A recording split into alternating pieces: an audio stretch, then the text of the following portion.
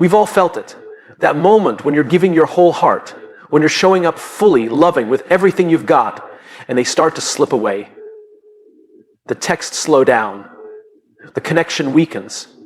The warmth turns into distance. And you're left asking yourself, why now?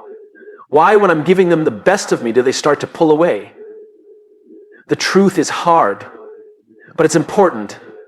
Most people don't pull away because of you, they pull away because of what your love awakens in them. When you love someone deeply, you're not just showing them kindness, you're holding up a mirror. And for many, that reflection is painful to look at. You might be loving them in a way they've never experienced before, a way they've told themselves they don't deserve, a way that exposes the lies they've been telling themselves for years. See, we assume that love always feels good, but for someone who's used to pain, chaos, or rejection, love can feel foreign, uncomfortable even. When you offer consistency to someone who only knows inconsistency, their instinct isn't to lean in, it's to run. Because to accept your love, they would first have to rewrite the story they've lived with their entire life. That they're not worthy, that they're not enough, that love always comes with conditions. And that rewriting, it's not easy. That's war inside their soul. People often retreat to familiar pain because it's safer than unfamiliar healing. Love challenges the status quo. It threatens to change things. And change, even when it's good, is terrifying. When you love someone deeply, you're asking them to step into something they may not be ready for. You're asking them to grow, but not everyone is ready to grow at the same time.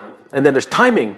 We hate to admit it, but timing matters. You can be the right person showing up with the right heart, but if they're not ready, if they're still holding on to their past, still living in old wounds, they won't be able to meet you there. It doesn't mean your love wasn't real. It just means they weren't in a place to receive it. We think pulling away is always rejection. But sometimes it's self-preservation. Sometimes they're not trying to hurt you. They're trying to protect themselves. They're overwhelmed. Because love, real love, doesn't just make people feel good, it makes them feel seen. And being seen can be the most vulnerable feeling in the world. But here's the thing. If someone pulls away when you love them most, it's not the end of the story. It's the middle. It's the test. The test of your patience, your understanding, and your ability to love without losing yourself. Sometimes they come back having done the work, having faced the reflection, and sometimes they don't. But either way, your love was not wasted. Because love isn't a transaction, it's an act of courage. Don't close your heart because someone else couldn't hold it. Don't dim your light because someone else couldn't handle the brightness. Keep showing up with your whole self. Not everyone will be ready for that kind of love. But one day someone will be. And they won't pull away, they'll lean in. Because they'll have done the work. And so will you. We often grow up believing that love is something we earn. That if we say the right things, do the right things, show up in just the right way, we'll get love in return. We're taught, sometimes by parents, sometimes by culture, that love is transactional. That it's a reward for good behavior. That it's conditional. And we learn to perform, we learn to give, not just out of generosity, but with the unspoken hope that what we give will be returned. But the truth is, real love doesn't work like that. Real love isn't a deal. It's not a 50/50 agreement. It's not an exchange of equal effort measured at every turn. Love isn't a transaction. It's a mirror. Because when you truly love someone, you're not just offering them affection. You're showing them a reflection of who they are through your eyes. You're saying, I see you, all of you, and I still choose you. That kind of love is rare, it's powerful, but it can also be uncomfortable. Because when someone hasn't learned to love themselves, when someone is still fighting the voices in their head that say they're not enough, your love becomes a threat to their narrative. So they look into the mirror you're holding, and instead of seeing beauty, they see every flaw they've ever magnified. Every scar they've tried to hide, every shame they've buried. Your love brings it all up. It confronts them with a version of themselves they don't yet recognize. And that can be overwhelming. So what do? Often they pull away. Not because they don't feel something, but because they feel everything all at once. And that level of vulnerability feels too raw to sit with. When love is real, it doesn't just make someone feel good. It challenges them. It invites them to grow. It dares them to believe in a better version of themselves.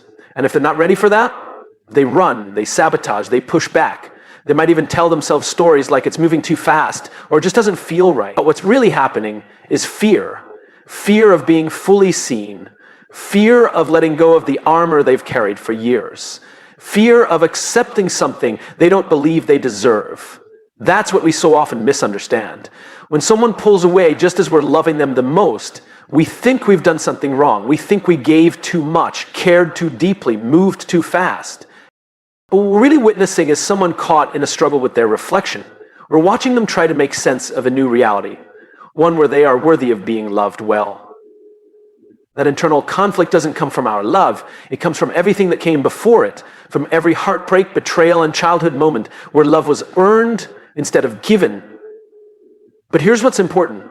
Just because someone can't receive your love doesn't mean it wasn't real. Just because they pulled away doesn't mean you weren't enough. Your love was honest. And honesty has a way of disrupting people's comfort zones. You didn't lose them. They lost the opportunity to grow with someone who saw their worth before they did. So the next time you find yourself wondering why someone pulled away when you gave them the best of you, remember this. You were holding up a mirror. And sometimes what we see in the mirror isn't beautiful yet. It's just raw truth. That's not a sign that you need to love less. It's a sign that you loved courageously. And that kind of love is never wasted. It's transformative. Even if it doesn't transform in the way you hope, is one of the most painful things to witness. Watching someone you care about retreat, just as they're on the edge of something better. Just as things begin to feel real, just as the light starts to break through the cracks, they pull away. And from the outside, it's hard to understand. Everything was going well. They were opening up, smiling more, trusting more. And then distance, silence, walls. What we often forget is that growth isn't just about gaining something new. It's about letting go of what we've always known. And for many people, what they've known isn't love, peace, or safety. It's struggle, it's pain, it's dysfunction wrapped in routine. And when that's your normal, anything different, even if it's better, feels dangerous. Because what's familiar becomes safe, even when it hurts. Familiar pain is like an old room. It's uncomfortable, maybe even dark, but you know where the furniture is. You know how to move through without stubbing your toe. But growth asks you to walk into a room with the lights off and no map. And that's terrifying. That's why people go back. That's why they choose the thing that broke them over the thing that could heal them. Not because they want to be hurt, but because pain has become predictable. And in a world that often feels out of control, predictable feels like safety. This shows up everywhere. In relationships, careers, friendships, someone gets close, and just as they begin to feel something real, their mind starts to panic. What if it doesn't last? What if they find out who I really am? What if I'm not enough? And instead of leaning into the discomfort of growth, they run back to what they've always known. Maybe it's an ex, maybe it's isolation, maybe it's self-sabotage. It doesn't matter how much better the new path is. If it feels unfamiliar, it feels like a risk. This isn't weakness. It's human. We all do it in some form. We cling to our patterns because they give us identity. They tell us who we are even if they lie. Breaking free from those patterns requires courage. It requires us to question everything we've built our self-worth around. That's not easy. That's a battle. And some people just aren't ready to fight it yet. If you've ever tried to love someone who kept running back to their own pain, you know how heartbreaking it is. You can see the potential. You can feel the beauty of what could be. But they cannot yet. Their mind isn't focused on what's possible, it's focused on what's familiar. And until they believe that they deserve better, they'll keep choosing what they know. So what do? You don't chase, you don't try to prove that you're better than their past. Because this isn't a competition, it's a journey. And it's not your job to drag someone toward healing. You can walk beside them. You can offer your hand, but they have to take the step. What you can do is you be the example. Keep growing. Keep choosing love even when it's hard. Keep creating safety in the way you show up. And most importantly, don't shrink just because someone else wasn't ready to expand. Sometimes your growth will cost you the people who refuse to grow with you. That's not a loss, that's a clearing. Because one day, someone will see your light and not run from it. They'll recognize it as their home. They'll walk into it not because it's familiar, but because they finally believe they're worthy of something more. Getting close to someone is often painted as this beautiful, romantic, effortless thing. The movies show it as laughter over coffee, long walks at sunset, late night conversations that go on forever. And sure, those moments exist, but what they don't show you is what closeness actually demands. Because true closeness, the kind that goes deeper than the surface, asks you to show the parts of yourself you've spent your whole life trying to hide. We all have those parts, the insecurities, the fears, the shame we carry from old wounds, from childhood, from heartbreaks we never fully unpacked. Most of us have learned to keep them buried. We build walls, wear masks, and curate our image to the world to make sure no one ever gets close enough to see what's underneath. Because underneath is where we've tucked away the things we're afraid will make someone leave. But intimacy doesn't happen at the surface. It lives in the unspoken. It lives in the places where our voice shakes and our eyes look away. And the moment someone starts to get close enough to see that, that's when the panic sets in. Because they see the real me, the unfiltered, unguarded, imperfect me. What if they don't stay? That fear is powerful. It makes people pull away, even from something good, even from something they want, because to be close means to be seen, and to be seen means to risk being rejected, not for what you pretend to be, but for who you actually are. And for many people, that risk feels too high, so instead they withdraw, they put a distance, they create tension, not because they don't care, but because they care so much that the thought of being fully exposed terrifies them. Closeness is a mirror. It doesn't just reflect how much you love someone else, it reflects how much you love yourself. When someone begins to truly care for you, they hold up a mirror to the way you see yourself. If you don't believe you're enough, their love doesn't feel comforting, it feels confusing. If you're used to being criticized or abandoned, their acceptance doesn't feel safe, it feels suspicious. So people retreat, not because they don't want love, but because they're not sure how to receive it without losing the control they've always relied on. Vulnerability feels like weakness when you've built your strength on survival. But real strength is found in the courage to let someone see you, truly see you, even when it scares you. If you've been on the other side of that, if you've tried to love someone who pulled away just as things were getting real, know this, it's not a reflection of your worth. It's a reflection of their fear. And fear doesn't always mean stop. Sometimes it just means not yet. Sometimes people need time, they need space, they need to confront themselves before they can show up fully for someone else. But don't let their fear convince you to hide yourself. Don't shrink to keep the peace. Don't become someone easier to love just because someone else wasn't ready for the real you. The right person won't run from your depths. They'll sit with you in them. They won't flinch at your vulnerability. They'll meet you with their own. Because closeness is not just about being together. It's about being honest, being raw, being known. And yes, that's scary, but it's also the only place where real connection is born. Not in the pretending, not in the perfection, but in the mess, in the truth, in the parts we're most afraid to show. That's where love lives. We like to believe that love conquers all. That if the feelings are real, if the connection is strong, then everything else will fall into place. It's a beautiful idea, romantic, hopeful. But life doesn't always work that way. Because love, as powerful as it is, isn't the only factor that determines whether two people can stay together.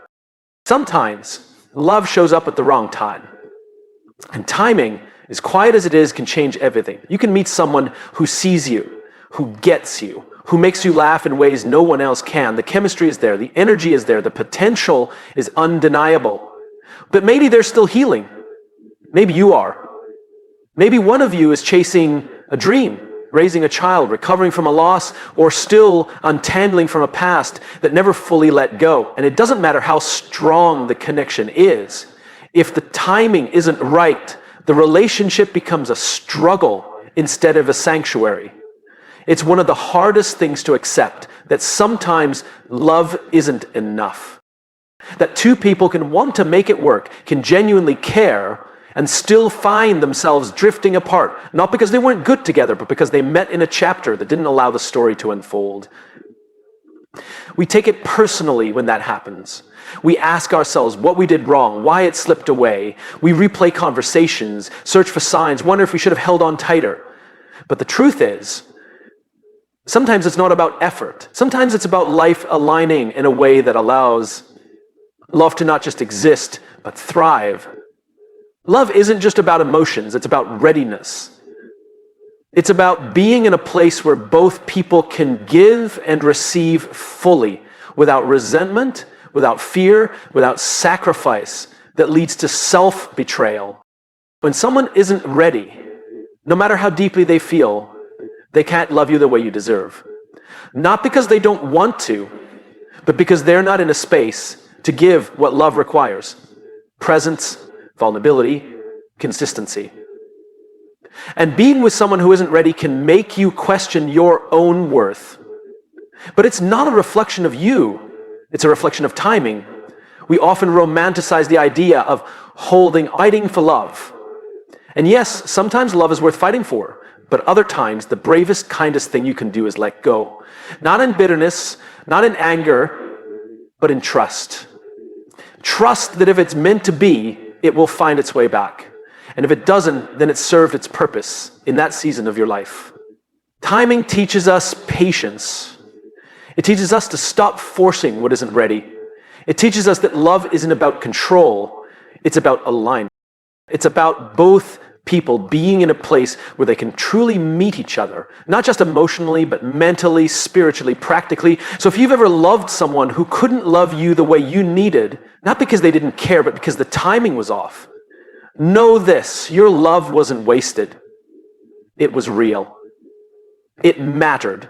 It opened something, and even if it didn't last, it left both of you changed. And maybe, just maybe, that was the point. Because when the timing is right, love feels different. It doesn't require you to chase, to prove, to shrink. It just flows. It fits. It feels like home, not a fight. And when that moment comes, when two people meet in the right place, at the right time, with the right hearts, that's when love isn't just beautiful, it's unstoppable. We talk about love like it's soft, like it's all warm hugs, butterflies, and easy mornings. And yes, love can be gentle, it can be kind, but real love, the kind that sees you, the kind that stays, doesn't just comfort you. It reaches into the parts of you you've carefully hidden and pulls them to the surface, not to break you, but to heal you. And healing, that part isn't pretty. When you've spent your life surviving, adapting, protecting yourself from pain, real love can feel like a threat because it doesn't allow you to stay numb. It doesn't let you keep performing. It looks you in the eye and says, you don't have to pretend anymore. And that invitation to be real, to be vulnerable, is both beautiful and terrifying.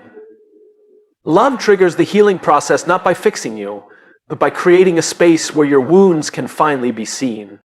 But that doesn't feel peaceful, it feels like chaos, because everything you've buried, everything you thought you had under control starts to surface. The trust issues, the fear of abandonment, the belief that you're not good enough, it all rises. Not because the love is wrong, but because it's real enough to wake up what's been sleeping inside you. And when that happens, it doesn't look like a fairy tale. It looks like late night tears, sudden distance, emotional outbursts that don't make sense. It looks like pushing away the person who's closest to you because you're scared they'll see the parts of you that feel broken. It looks like old coping mechanisms showing up in new relationships. And it's easy to mistake that mess for failure. It's easy to think, if this was real love, why is it so hard?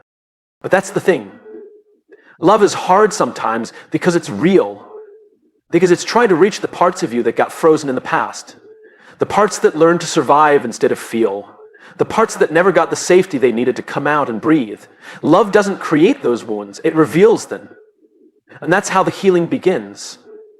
You don't truly know how deeply someone cares for you until they've seen you at your lowest. Not out of obligation, not because they're trying to fix you, but because they understand that healing takes time. That the person you're becoming is still fighting battles the world doesn't see. And if you're the one watching someone else go through this, if you're loving someone who's healing, who's unraveling in front of you, know that their pain isn't proof that you're doing something wrong. It's proof that they feel safe enough to finally feel what they've been suppressing. It's not easy. You'll question everything. You'll wonder if it's worth it. But healing is messy before it's freeing. And sometimes love looks like holding space, not offering solutions. So don't confuse the mess for a mistake. Don't walk away just because it's not picture perfect. Real love won't always look the way you imagine, but it will grow you in ways nothing else can. It will show you the power of presence, the strength in softness, the courage in staying when it would be easier to run. Because love isn't here to coddle your past, it's here to partner with your future. And the path to that future runs straight through the heart of your healing. It's not pretty, but it's real. And it's worth every step. When someone pulls away from you, it feels personal. It feels sudden, like the floor has dropped beneath your feet. One day they're there, leaning in, sharing, laughing. And the next, they're distant, quiet. Hard to read. It's natural to think something's wrong. That you said the wrong thing, that they've changed their mind, that maybe what you felt wasn't real after all. But here's the truth. Pulling away doesn't always mean the end. Sometimes it's a test not of your worth, but of what the relationship is truly built on. Real connection isn't just measured by how close you can be in the good moments. It's measured by what happens when someone gets scared. When life gets heavy, when doubts creep in. Everyone loves the highs, those effortless days when everything clicks. But the depth of any relationship is revealed in the in-between. When one person starts to pull back, what happens next says everything about the foundation you've created. People pull away for all kinds of reasons. Fear, stress, unresolved trauma, overwhelm. Sometimes they're not even aware they're doing it. It's just their nervous system protecting itself. Maybe they've been hurt before. Maybe closeness triggers a part of them that associates intimacy with pain. And instead of leaning in, they retreat. Not because they don't care, but because they don't know how to stay without losing themselves. And that's when the real test begins. Because how you respond in those moments matters. Do you panic and chase? Do you close off and return? Do you assume the worst? Or do you pause and try to understand what's really happening underneath the silence? Pulling away doesn't always need to be fixed, it needs to be understood. It needs patience. It needs space without pressure. If the bond is strong, if the relationship was built on something real, trust, honesty, emotional safety, then pulling away doesn't break it, it stretches it. And like any muscle, that stretch can strengthen or snap, depending on how it's handled. When someone pulls away and you don't chase, but instead stay grounded, it shows them something powerful.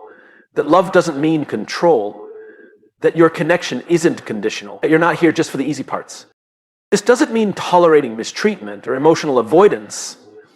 It means knowing the difference between abandonment and protection. It means asking questions, not making assumptions. Are you okay can go further than why are you acting like this? It means creating a relationship where someone feels safe to pull back when they need to breathe and knows they won't be punished for needing space. Because the truth is, we all pull away sometimes. We all have moments where we doubt, where we need quiet, where we wrestle with things we don't know how to say out loud. And in those moments, we're not testing the other person intentionally, but unintentionally, we are. We're seeing if they'll still be there when we're not our best.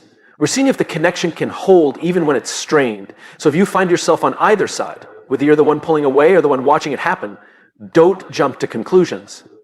Ask yourself, what's really being tested? What kind of relationship you've built, is it strong enough to bend without breaking? Is it deep enough to allow for silence without severing the tie? Pulling away isn't the end. It's a crossroads. And how you show up in that moment can either deepen the connection or reveal that it was never as solid as you thought. But when it's real, when it's built on more than just convenience or chemistry, pulling away becomes less of a threat and more of an invitation to grow together.